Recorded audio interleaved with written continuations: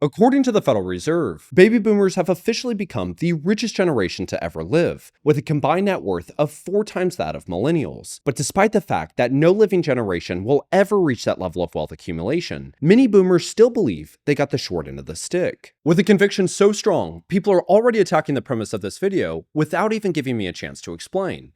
So why is the wealthiest generation in American history so convinced they lived a life of hardship? Following World War II, while both Europe and Japan faced the immense task of rebuilding from the war's catastrophic destruction, the industrial dominance of the United States, combined with nearly 70% of the world's gold reserves, allowed it to emerge as the dominant force in the global economy. And as the US accounted for half the world's industrial output, it was also backed by strong union representation and newly developed labor protections, which drove wages up by over 60% by the end of the war, allowing millions of soldiers to return home to a nation primed for economic growth, where between 1946 and 1964, 76 million baby boomers were born in the United States, an increase of nearly 50 million more children than the baby booms of the United Kingdom, Canada, and Australia combined, setting the cultural expectation that the sheer size of the baby boom alone would guarantee continued American prosperity. But despite the baby boom being fueled by post-war economic expansion, where homeownership jumped from just 40% before the war to over 60% by 1960, it's crucial to understand that the majority of parents tasked with raising nearly half the nation's population had spent their own childhoods under a rigid and disciplinary model mirrored by the assembly line, as children contributed nearly 30% of household income leading up through the 1930s, where this live-to-work mentality was only compounded by the psychological weight of the Great Depression, followed immediately behind the responsibility of defending the country throughout the Second World War. And while history would later come to label this period as the golden age of capitalism, for the parents living through it, it wasn't about prosperity. It was about figuring out how to raise a child in a world they didn't recognize, creating a parenting model fundamentally rooted in fear and unspoken rules, as they prioritized permanence, routine, and material stability, while attempting to resolve their own childhood traumas and anxieties through the lives of their children. These boys greet their dad as though they are genuinely glad to see him, as though they had really missed being away from him during the day and are anxious to talk to him, causing hundreds of thousands of parents to look for the aid of professionals to help mold what was increasingly seen as the perfect child, where Dr. Benjamin Spock's The Common Sense Book of Baby and Childcare became the defining voice of this movement, selling over 500,000 copies in just 6 months, second only to the Bible, where his philosophy emphasized a permission to be flexible, prioritizing emotional well-being and personal happiness over the strict disciplinary model their parents had experienced. However, this emphasis on flexibility and responsiveness was often twisted into permissiveness, where parents now believed they had the right to relinquish their authority and replace it with the pursuit of material goods, resulting in cultural movements where psychologists, educators, and even Eleanor Roosevelt encouraged parents to treat their children as adults, warning that if parents used too much discipline, it could lead to years of emotional damage. Where Lauren Samuel, an American cultural historian, explained that Europeans who had taken jobs as camp counselors in the United States throughout the late 1950s were taken back by the brashness of American children. Campers were pseudo-mature and superficially self-assured, with respect given to adults only if the latter provided their worth. Having fun was pretty much all that mattered to these campers, with the descriptor spoiled coming up more than any other. American children were already highly materialistic, these counselors concluded, far more interested in things like cars, television, and business than their European counterparts. Parental love was expressed mostly by the means of things purchased for the campers, a stark contrast to the generational bond in counselors' own countries, with the New York Times stating, "The overprivileged, overprotected, overindulged child of the oversolicitous parents may well grow up with problems as difficult to himself as those of the youngster who has had too few of the good things of life." Meanwhile, as the Cold War reignited the nation's growing fear of communist expansion, policymakers and educators began framing baby boomers not just as children to raise, but as a mass population to manage, arguing that a rapidly growing America would require greater centralization and government control at the expense of traditional values like autonomy and self-determination. As Robert Cook, director of the Population Reference Bureau, warned in Parents Magazine, how long will it be possible to maintain the American tradition of liberty for the individual in an increasingly crowded economy is another basic question, one for all Americans to ponder. However, instead of national reflection, economist Walt Rostow, chief advisor to Kennedy and Johnson, outlined in his 1960 Cold War Manifesto, The Stages of Economic Growth, that the final goal of American development was not political liberty or individual autonomy,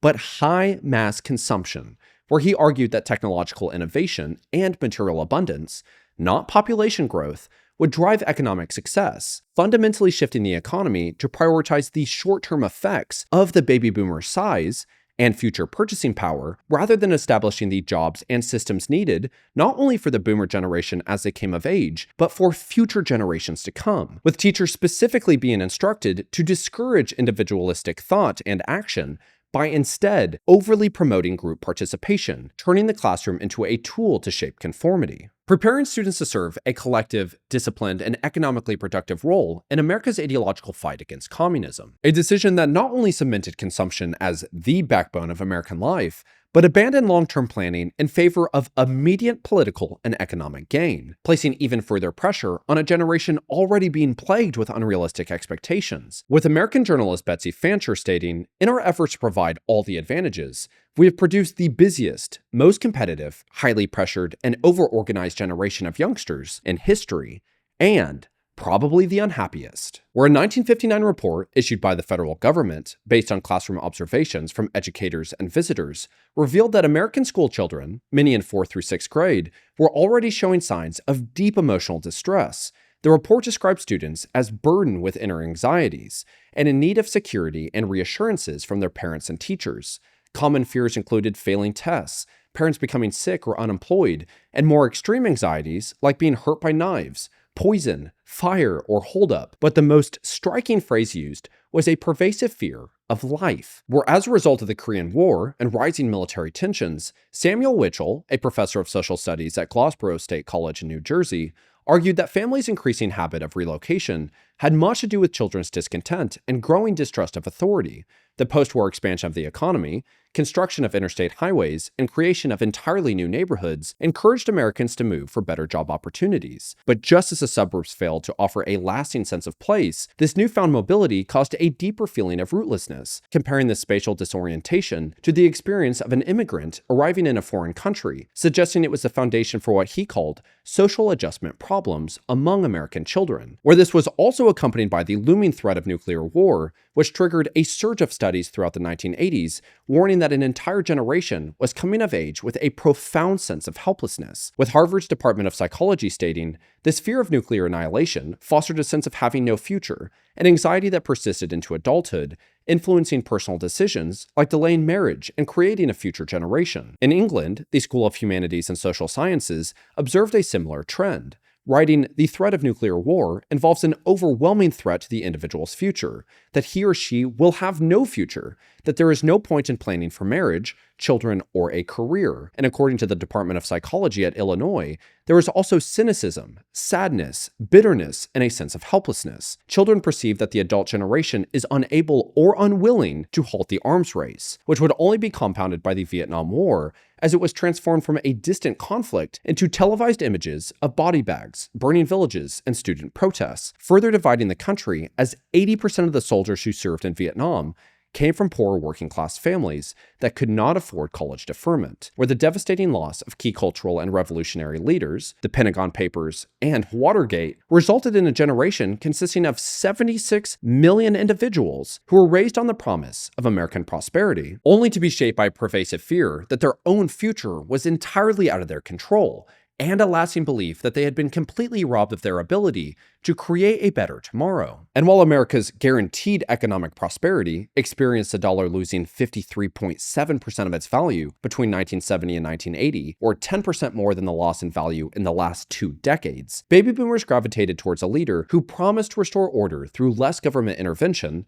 low taxes, free markets, and deregulation, promising that the benefits would trickle down to the middle and working class, with Ronald Reagan's presidency solidifying a lasting ideological shift that redefined prosperity as the result of individual effort rather than collective support, deepening skepticism towards labor unions, social programs, federal regulations, and even fellow Americans, as they were reframed as barriers to growth rather than safeguards for stability, where the inevitable lack of long-term planning throughout the 1950s and 60s left baby boomers entering a labor market that was never built to support them, with a 1983 New York Times article, "Baby Boom to Job Bust," highlighting how companies that continued campus recruitment had compounded the oversupply problem by raising their hiring standards. In fields like retail, which had not cut back on college hiring, recruiters found themselves in the enviable position of considering only the top graduates, while simultaneously requiring work experience. Don Franklin, director of executive recruitment for Gimbel's Midwest, noted,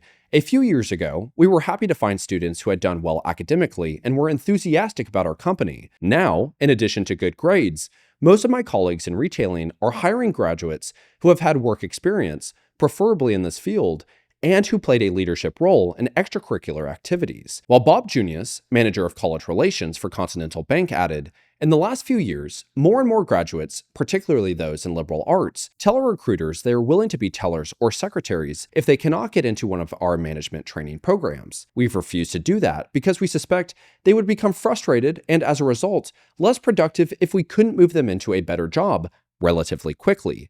And we can't guarantee that," causing baby boomers, particularly the younger generation Jones, to simply prioritize career advancement above all else, where the yuppie stereotype, marked by designer clothing, luxury cars, and an aggressive obsession with climbing the corporate ladder, to become the symbol of a generation told to conform, redirecting their anxieties into productivity and endless material consumption, trading the potential of sustainable and shared growth for the illusion of individual advancement, no matter how fleeting or how unequal the outcome. Where despite the 2008 global financial crisis completely altering the trajectory of millennials' careers, and Generation X experiencing the largest net worth decline of any generation, a 2010 Pew Research survey found that 80% of baby boomers were dissatisfied with the direction of the country.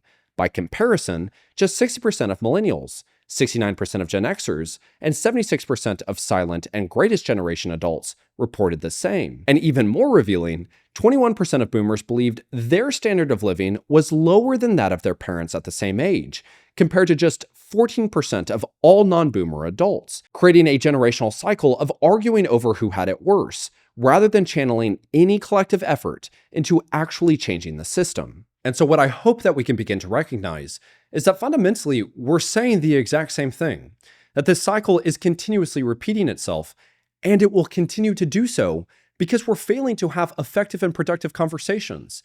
If our attempt at making things better is arguing over who had it worse, that's a recipe for disaster. It's absurd that is the path we're choosing to go down.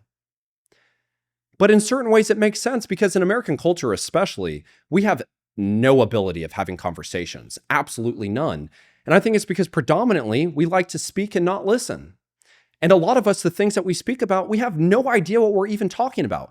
We're regurgitating what we heard from the inflammatory news headlines and the propaganda that we're taught in schools and the biases that are inherited from our parents and all these other aspects. At some point, we have to realize that we're just human beings. I don't understand why we look at ourselves as the enemy. Yes, it was hard to enter the labor market throughout the 70s and 80s. The system was not built for the massive population that entered the job market, but it wasn't built for the Gen Xers that entered the highly competitive and global job market that was defined by the dot-com bubble. It was especially not built for the millennials entering the worst economic crisis since the Great Depression to then just be completely left out to dry. And not only that, but blamed for their inability to achieve any sort of financial success. Gen Z, I couldn't even tell you what we're experiencing. It is a complete disaster, where 500,000 jobs are going to be completely just entry-level jobs are going to be completely gone by AI in the next 2 years. That's 2 years. 300,000 American jobs are outsourced every single year. Those aren't things that we talk about because we choose to argue, to do these pointless comments in the comment section, to get upset at your neighbor over these pointless events, than actually do anything of substance. There's no substance. And so I am here as a 25-year-old that I have 2 goals in my life, and this has primarily been my goals throughout my entire life. I care about the United States. I want to make this place just a little bit better than where I found it. And I don't know what that means, but I want to make it a better place because I care about it. I also want to have a family. And so for me to become a good father at some point, to have kids and hopefully grandchildren, I don't want them to look at me and say, why didn't you do more throughout your time? I don't want them to say, wow, dad, wow, grandpa, you lived through the greatest age of American history, because what they're now dealing with is scraps of scraps. I don't want that. So I am choosing to put my best foot forward, to have to say things like in my intro of people are already attacking this, to try and get their attention, just to try to spread this word. I don't care about, the whole generational conflict in these certain aspects. I just want things to be better. I just want people to be a little bit happier, more at peace. I don't want us to be fighting amongst ourselves. The way the United States will fall is if we continue to keep acting like this. So younger individuals, what we have to do is we can't look at older individuals and first talk about things that we don't understand. We don't know about the intricacies of the Cold War, about the impacts of having to continuously move because your father probably is serving in the Korean War. We don't understand about what it's like to have a government not know what to do with a massive generation. So it decides to test and begin to manipulate these different aspects of a young person's life. I mean, now we probably are experiencing that, but at least they've been working on it for a while, I guess. And so if we choose to address older individuals just in terms of economic prosperity that they most likely didn't even realize they were experiencing, I doubt the mother of 4 kids was sitting there just thinking, wow, we are living through the greatest age of American capitalism. They were probably focused on the very things they didn't have. That is a natural part of humanity, especially in American culture where we predominantly have everything we want. And so if we look at them and say, you had everything, look at inflation adjusted numbers, all that's going to do is bring an emotional response, right? And so what we have to begin to do is understand a little bit more of the bigger picture of, hey, look, in many ways, you guys sold out our future, but also, what are we going to do about it? Okay? Because I just want things to get better. I don't really need I'm sorry or anything. I just want things to be better. Older individuals, you got to learn how to communicate. You can't just keep being emotional and inflammatory over every single thing that questions your established narrative. You have to realize that you have these things set by fear, and that just a little thing that maybe breaks that mold, you're just igniting and erupting. You can't live through the news. The news isn't real. None of this is real. The person in front of you is real, so you have to learn how to speak with them. We need the 20% that controls 50% of wealth to begin to actually do something, and we need to have it happen quick, because if it doesn't, again, none of this is really worth talking about, because the trajectory we're on isn't just going to fix itself. There isn't just some savior out there. There isn't just the next policy. All of that continuously is showing us it isn't going to work. We have to come together. We have to find, this is the goal that I want. For me, I want to have a better United States, and I want to have a family. So I will do everything I can to be able to pursue that direction. Find what it is that you can do. But I guarantee you the biggest change will happen if we can have conversations. So I want to just end us out with this quote that I found throughout my research.